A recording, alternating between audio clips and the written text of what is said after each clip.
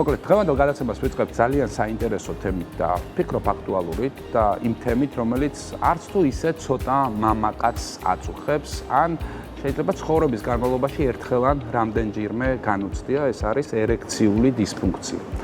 ამ თემაზე მამაკაცებს განსაკუთრებით უჭირთ საუბარი, ერიდებათ, რაც ბუნებრივიც არის, მაგრამ როდესაც საუბრობთ ერექციულ დისფუნქციაზე, ეს პრობლემა ხშირად არ არის მხოლოდ სექსუალური ცხოვრების რაღაცა ცუდი მხარე. შეიძლება იყოს ბევრი სხვა დაავადების პირველადი გამოვლინება, ამიტომ დღეს ყურადღებით გვისმინეთ ძალიან ბევრ საინტერესო დეტალს მოგიყვებიან ჩვენი გადაცემის სტუმრები. გიორგი, შენ სწორად აღნიშნე, ნამდვილად ერექციული დისფუნქცია ეს არ არის მხოლოდ სექსუალური ჯანმრთელობის პრობლემა.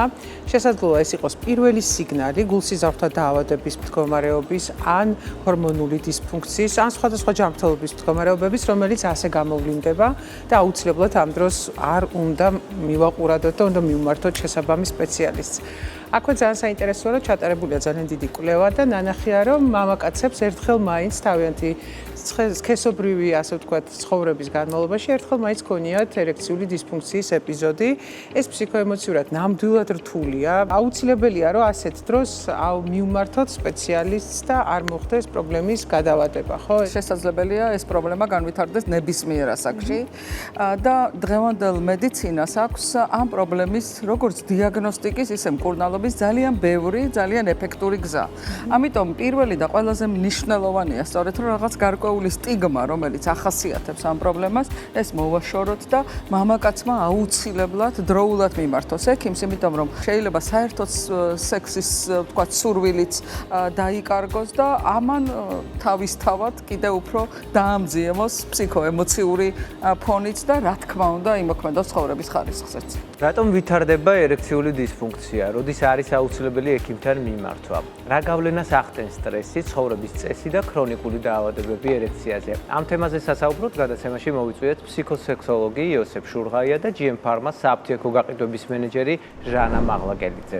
მოგესალმებით, პატიმო იოსებ, ხალხო ჟანა, მადლობა რომ ხართ დღეს ჩვენი გადაცემის სტუმრები. საკმაოდ საინტერესო თემაზე ვიწყებთ საუბარს. ხშირად ამ თემაზე არ საუბრობ ხოლმე და თქვენის ნებართვით ბატონი იოსებისგან დავიწყებ, ხომ პირველი შეკითხვით. არსებობს ასეთი გავრცელებული მოსაზრება საზოგადოებაში, რომ ერექციული დისფუნქცია არის შედარებით ასაკში მყოფი მამაკაცების პრობლემა. ეს ასეა თუ არა და ზოგადად ეს ტერმინი რას გულისხმობს თავის თავში ერექციული დისფუნქცია რომ განვმარტო? ეს პრობლემა ნამდვილად იყო ასაკოვანი მამაკაცების პრობლემა დაახლოებით 20 წლის წინ, მაგრამ მინდა გითხრათ, რომ დღესდღეობით უკვე ერექციული დისფუნქციის პრობლემა არის ძალიან გაახალგაზრდებული და ყველანაირ ასაკობრივ ფენას ეხება. რა არის ამის მიზეზი? მიზეზი არის უამრავი. პირველ რიგში, ხა ეს ტრადიციულად რასაც ვიტყვი, ხა ალკოგოლური სასმელები, ნარკოტიკული ნივთიერებები, სხვადასხვა დამამშვიდებელი პრეპარატების მიღება, ტრანკვილიზატორების მიღება და მაგის გარდა, რა თქმა უნდა, არასწორი ცხოვრების რეჟიმი, არასწორი კვება, გიპოდინამია და რა თქმა უნდა ნერვული სტრესები. ჩვენ თქვით რისკები და გამომწვევი მიზეზები, მაგრამ არსებობს ფაქტორებიც, რომელიც ამ რისკებს კიდევ უფრო მეტად პლუს მთელი რიგი დაავადებების, რომელიც როგორც იწვევს ერექციულ დისფუნქციას, ასევე მას ამწვავებს. მაგალითად, შაქრიანი დიაბეტი, ჰიპერტენზიული დაავადება, გულსიზრდთა სისტემის უკმარისობა, უამრავი მიზეზები არსებობს. პლუს სტრესული სამსახური ელემენტარულად შეიძლება გახდეს ერექციული დისფუნქციის განვითარების მიზეზი ან გამწვევების მიზეზი. ნარკოტიკი ახსენეთ თქვენ, მარიხუანა, მსუბუქი კლუბური ნარკოტიკი, ეს ყველაფერი რატომაც ახალგაზრდებს განსაკუთრებით გონიათ, რომ არ ახდენს ჯანმრთელობაზე ისეთ გავლენას, როგორც ოპიოიდი და უფრო ესეთი მძიმე, რომელიც აქტიურ მიჩვევასაც იწვევს, ხო? შეიძლება რომ ამაზე ესეთი კონკრეტული რეკომენდაცია და რჩევა მიიღოს. რაც ეხება იმ მსუბუქ ნარკოტიკებს და კლუბურ ნარკოტიკებს, საწყის ეტაპზე ისინი პირიქით აძლიერებენ ლიბიდოს, ანუ მოთხოვნილებას, შეიძლება გააძლიერონ თვითონ კოიტუსიც, ანუ სექსუალური აქტი და ეს გრძელდება დაახლოებით წელიწად ნახევარი.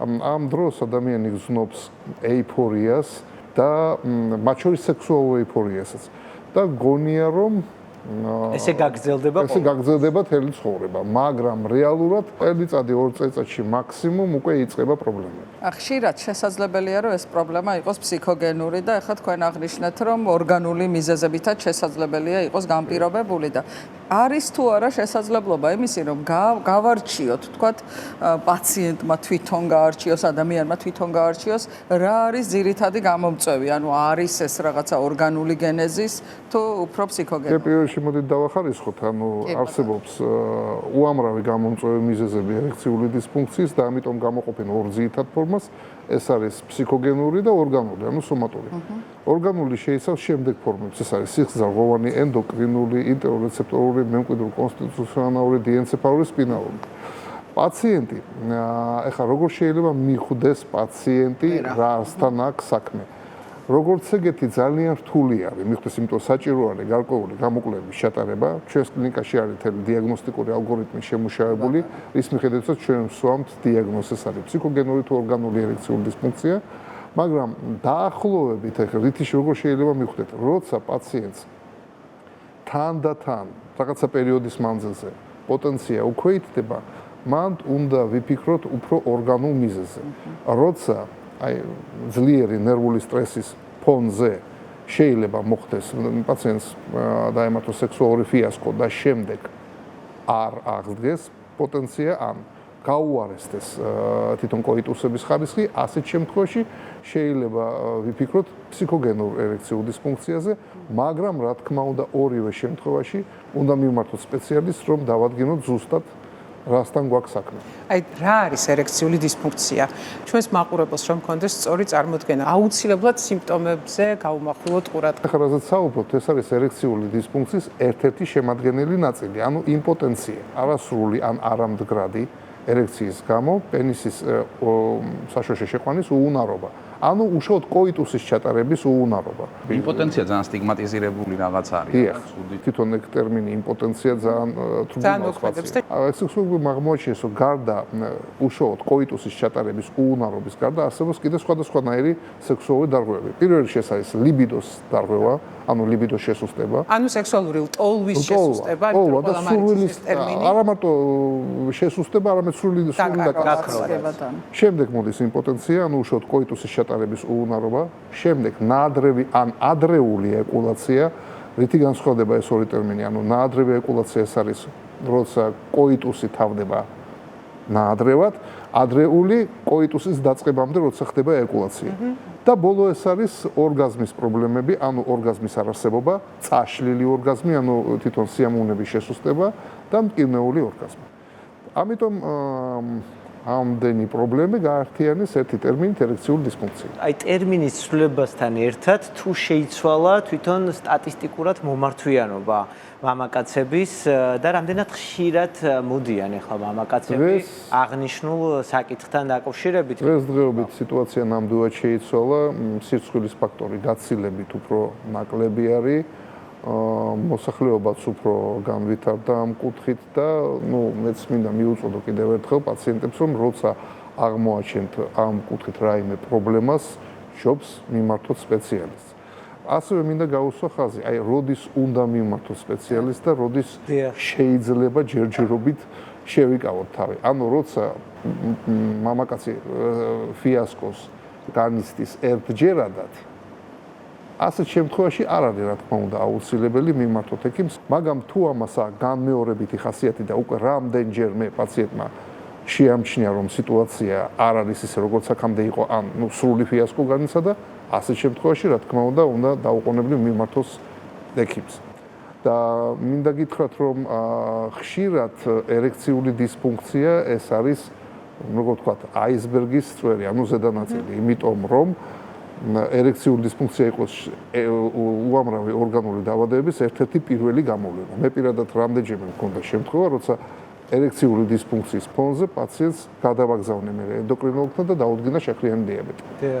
ასევე ძალიან მნიშვნელოვანია, როდესაც ამ პრობლემებზე ვსაუბრობთ, რომ ადამიანს ყავდეს სტაბილური სექსუალური პარტნიორი, იმიტომ რომ აი თქვათ ფსიქოგენურ ფაქტორებზე, როდესაც ვსაუბრობთ, ხშირი პარტნიორების ცვლა, ახალ სხეულთან ადაპტირება, ამანაც თავისთავად შესაძლებელია, რომ ისე არ წარმართოს სექსი, როგორც ეს თქვათ ადამიანებს სურთ.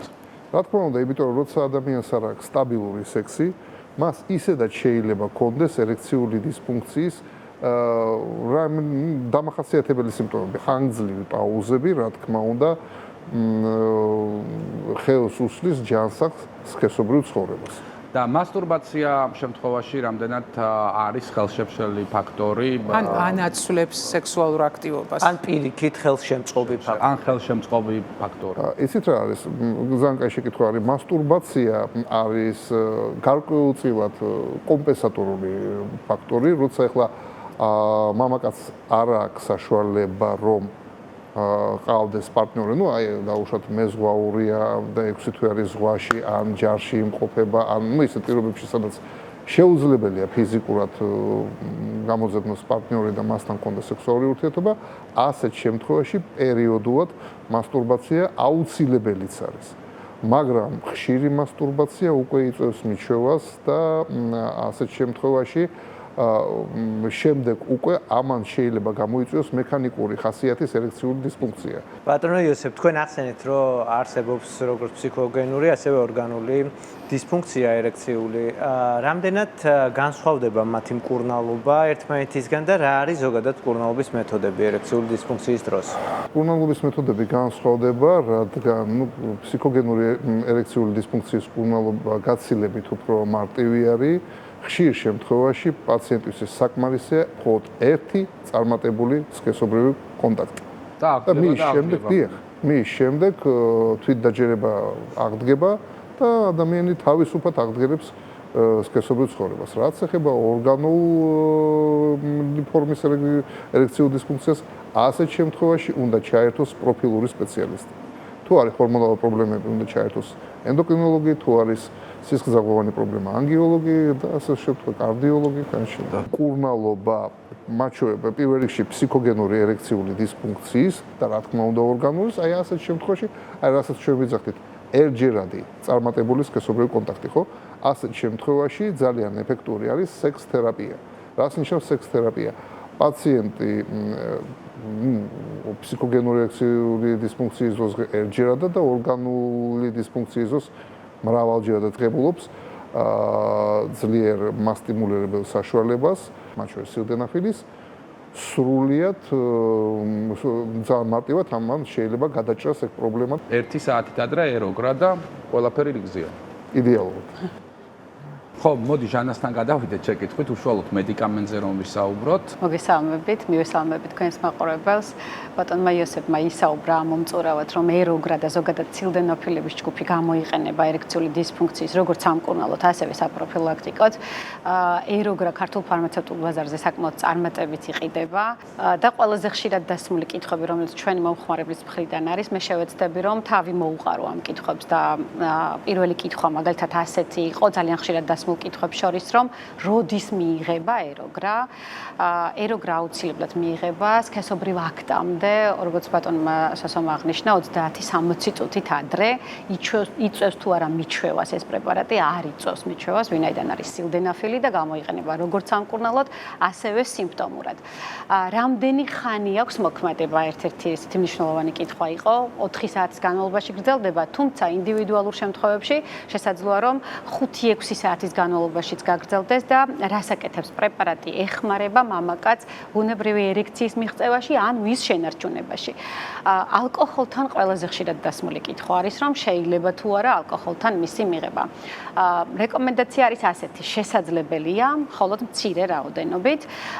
ქალბატონებში იყო კიდე ძალიან ხშირად გვეკითხებოდნენ, რომ შესაძლებელია თუ არა ქალბატონებში ამ პრეპარატის მიღება, რასაკვირველი არ არის რეკომენდებული, ვინაიდან ჩვენ აქ საუბრობთ ერექციულ დისფუნქციაზე, შესაბამისად მხოლოდ მამაკაცებში გამოიყენება. ერთი ტაბლეტი?